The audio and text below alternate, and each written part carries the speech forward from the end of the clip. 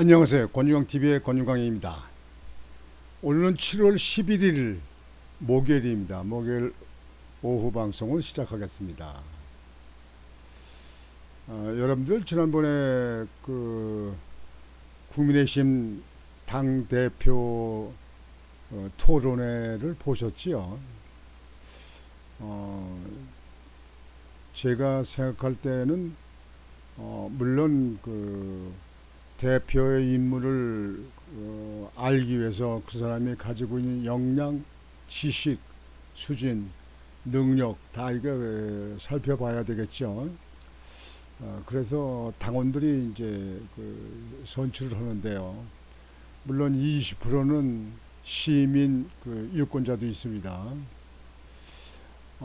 근데 원희룡 대표가 한동훈 후보를 향해서 원희룡 후보가 한동훈 후보를 향해서 비례 공천 지난번에 22대 국회의원 선거 당시 비례대표 공천이 그 내용이 심각했다. 그래서 총선 백서에 담아야 한다. 이렇게 말을 해서 한동훈 후보하고 설왕설래가 토론 과정에서 있었습니다. 우선 먼저요, 이 매번 국민의힘 매번 이 보수파 정당에서는요, 총선이 끝나면 총선 백서라는 것을 발간을 합니다. 지금 듣기로는 총선 백서가 발간이 됐다고 합니다.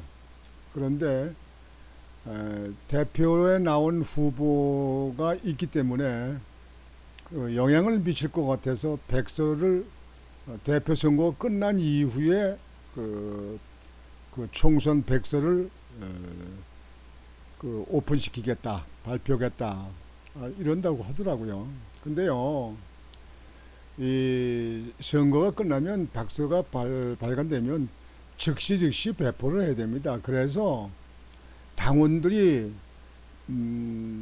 잘한 거 잘못한 거 당의 리더들이 잘한 거 잘못한 걸 다 알 수 있도록 백서를 발표해야 됩니다. 그래서 잘못된 부분은 앞으로 우리가 이렇게 고쳐야겠다, 뭐하겠다, 이런 문제가 거기서 나타나야 되거든요. 근데 그거를 어떤 후보의 영향이 있을지 몰라서 발표를 안 한다.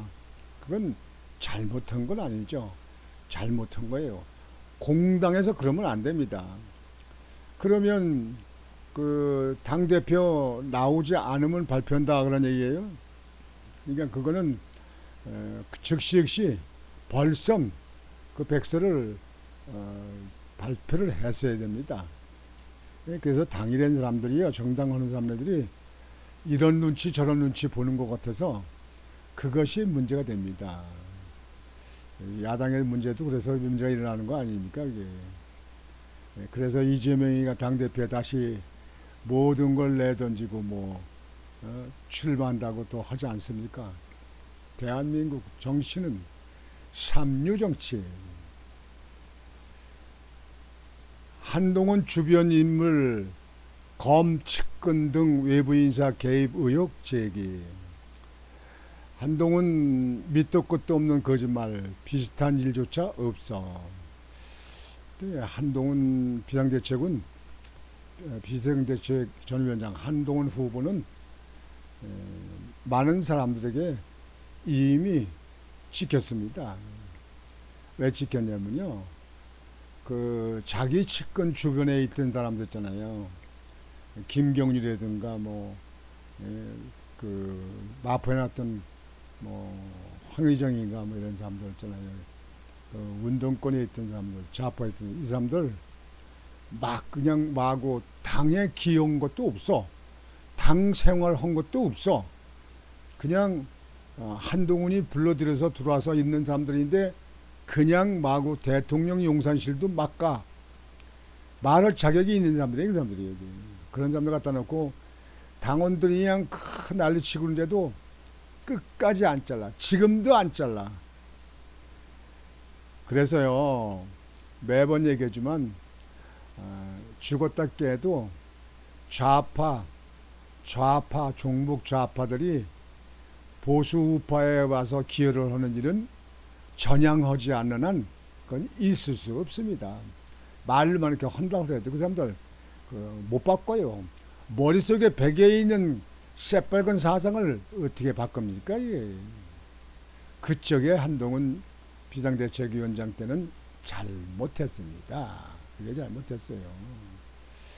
여하튼 당은 어찌됐든지 대통령이 당선되면 대통령 중심으로 대통령이 잘 하도록 행정을 잘하고 나라를 잘 끌고 나가도록 그쪽에 모두가 희생을 해야 됩니다. 당 따로 행정부 따로 그게 어느 나라의 그런 정치입니까? 이게. 야당은 자꾸 헐뜯죠. 막 헐뜯고 그러지. 야당은 안 되는 게 좋으니까 잘 되면 자기들한테 도움이 안 되니까 그 사람들은 오로지 다음 선거 때 그 수권장당으로 정권을 뺏어오는 것이 목표 아닙니까? 그냥 안 되는 것만 좋아하죠. 잘 되면 배가 아픈 거지. 뭐 옛날에 이웃사촌이 땅을 사면 배가 아프다는 얘기도 있었지만요. 우리나라 사람들 심보가 반도 심보라고 해가지고 그 심보가 그렇게 꼬부라져 가지고요. 원희룡 국민의힘 대표 후보가 10일 총선 당시 비상대책위원장이었던 한동훈 후보의 비례대표 공천 의혹을 또다시 제기하며 공세를 이어갔다. 원희룡 후보는 이날 한 방송에 출연해 비례대표 공천 논의 과정에서 대통령실 쪽은 다 배제된 상태로 한 후보를 비롯한 5명 내외가 폐쇄적으로 논의했다면서 선거가 끝난 다음 전반적으로 취합해 봤더니 문제가 매우 심각했다고 주장했다. 사실상 옛날부터 대통령실, 대통령에서는 국회의원 선거가 되면 일정 부분 그쪽에 할애를 합니다. 왜냐면 대통령이 필요한 사람들, 또 능력을 인정하는 사람들을 좀 정치권에 두어서 또 방패매기가 되기도 하고 또 필요하면 장관으로 입각도 시키고 그렇게 하잖아요. 그렇게 해왔습니다. 근데 지금 이번에는 철저히 윤석열 대통령 주변에 있는 사람들 다 잘랐어요. 야당이 계속 그냥 그렇게 갈구니까 그게 옳은 줄 알고 바보들이에요, 바보들. 야당은 잘못되고 여당에서 잘하지 못하도록 자꾸 헐뜯잖아요. 막 그냥 갈구잖아요. 없는 일도 그냥 가능하게 만들어가지고 그냥 뉴스 쪽에다 막 퍼뜨리고 그렇게 하잖아요. 그냥 가짜 뉴스 보게 만들고 말이죠. 장해찬 젊은이 목했던 사람도 지역에서 공천됐는데 잘라버렸잖아요. 도태우 변호사도 윤석열 대통령 측근 아니에요. 근데 지역에서 공천이 됐잖아요. 근데 그냥 기각시켰지, 잘라버렸잖아요. 지금 현재 이것은 정치 초녀명들, 야당 눈치만 보거나 야당의 입장을 많이 생각하는 사람들, 이런 사람들이 하는 정치 애승이들이 하는 겁니다. 일정 부분 대통령실에겐 줘야 됩니다. 야당이 헐던지 말든지 그 사람네들이 언제는 여당 잘한다고 칭찬하고 여당 도와주는 거 봤습니까? 우리나라 야당들은 항상 그렇게 해왔는데 그걸 또 모르고 그것도 판단을 못했단 말입니까? 그는 이어 비례대표 추천 경로와 선택, 비례 순번 후순위 등의 과정이 모두 한 후보 주변 인물들과 검찰 출신 측근이라는 두 방향을 향하고 있었다며 이들은 공천심사 권한이 전혀 없는 사람들이라고 지적했다. 했다. 예를 들어서 여기 인천의 서구 지역이에요. 서구 지역에도 보면요, 박모라고는 변호사가 이제 공천을 받았는데요. 정당에 가입해서 일해본 적도 없고 정당에서 뭐 활동한 것도 없고 전혀 모르는 사람입니다. 근데 뭐 들리는 얘기는 뭐 그 공천 그쪽에 심사위원데 오고 뭐 측근이라 그러는데요. 이 지역에서 이 지역에 나와서 이 지역에서 정치를 하는 사람, 구의원도 하고 구의장도 하고 시의원도 하고 뭐 지역 정치에서 온갖 뒤치덕까지 다 하면서 했던 사람들, 이런 사람들이 그 공천 신청을 했는데요. 전부 이유 없이 다 기각시켜서 전부 잘라버렸어요. 컷오프. 그리고 이름도 성도 모르는 사람, 당에 아무것도 안 하는 사람, 이런 사람을 갖다 공천했습니다. 물론 떨어졌죠. 출마할 때부터 떨어질 줄 알았어요. 많은 사람들이 그러더라고요. 떨어질 거라고. 떨어졌어요. 이런 식이 전국에 많이 있었다는 얘기인데요. 이렇다고 하면 이번 총선은 공천이 폭망의 원인이라고 볼 수 있는 겁니다. 이거는 아무리 뭐라고 얘기해도요. 이번에 서구에도 후보를 좀 걸맞는 후보를 냈으면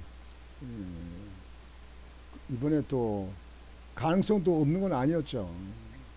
인천에 그런 데도 많이 있고 이렇게 이런 데가 전국에 비일비재한 거 아니겠습니까? 그러면서 비례대표 공천 과정이 백서에 들어가 있을 것 아닌가, 들어가 있어야 한다고 생각한다며 백서가 빨리 공개된다면 비례 공천 의혹을 얘기할 수밖에 없을 것이라고 강조했다. 비례대표도 뭐 10번 정도까지는 다 운동권 좌파 뭐 이런 사람들, 민주당에서 끌어온 사람 뭐 이런 사람들이 많다고 그쪽에 뭐 보도되고 알려지고 그랬잖아요. 그러니까 이번엔 공천이 분명히 영향을 끼쳤다. 아주 선거 참패하는데 영향을 끼쳤다. 이렇게 안 입을 수 없습니다. 원희룡 후보는 앞서 지난 5일 한 언론 인터뷰에서 한 후보가 우리 당에 입당해 해본 적이 없는 사람들과 공천 등 민감한 문제에 대해 수시로 의논했다며 공천 의혹을 제기했다. 그는 같은 날 페이스북에서도 한 후보가 사적으로 공천을 논의한 사람들은 따로 밝힐 기회가 있을 것이라고 언급한 바 있다. 이에 대해 한 후보는 페이스북을 통해 단언컨대 비슷한 일조차 없다며 원 후보의 밑도 끝도 없는 거짓말이라고 정면 반박했다. 김건희 씨 문자 5번이나 보낸 거는 왜 씹었습니까? 왜 씹었어요? 씹은 이유가 뭡니까? 거기에 대해서 답변할 능력이 없고 자신이 없어서입니까? 아니면 말 같지 않아서 그랬습니까? 아니면 사과를 안 하는 게 더 당에 도움이 돼서 그랬습니까? 그러니까 어찌됐든지 가타부타하든지 비상대책위 위원장이 됐으면 거기에선 답변을 해야지. 개인적으로 지인이 됐든지 안 됐든지 떠나서 그건 답변을 보냈어야죠. 보낼 만큼의 위치에 있는 사람 아닙니까? 김건희 씨가.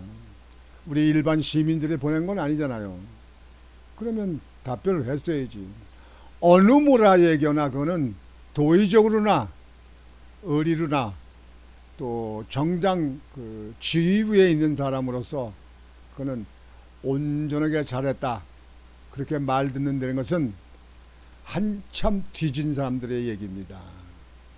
한참 뒤떨어진 사람들의 얘기예요.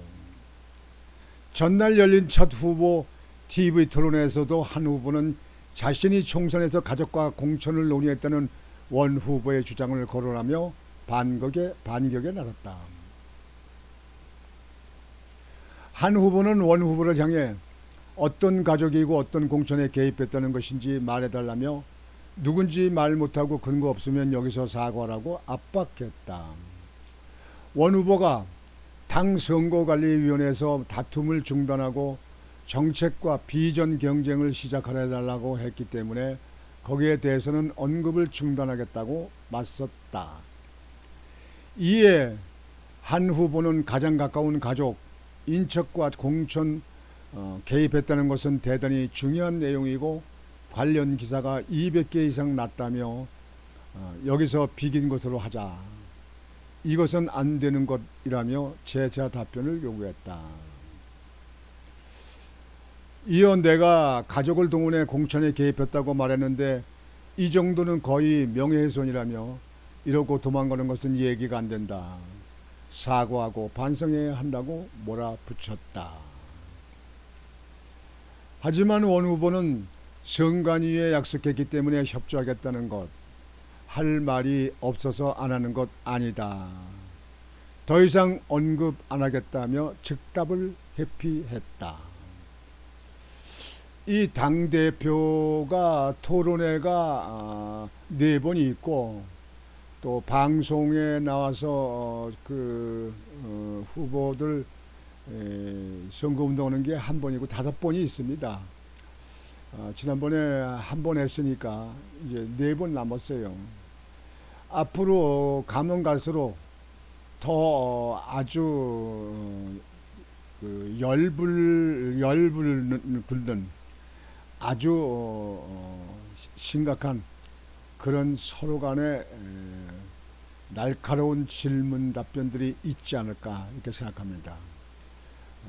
가면 갈수록 아마 4번째, 5번째 이때는야 아마 온 힘을 다해서 완전히 그 선거의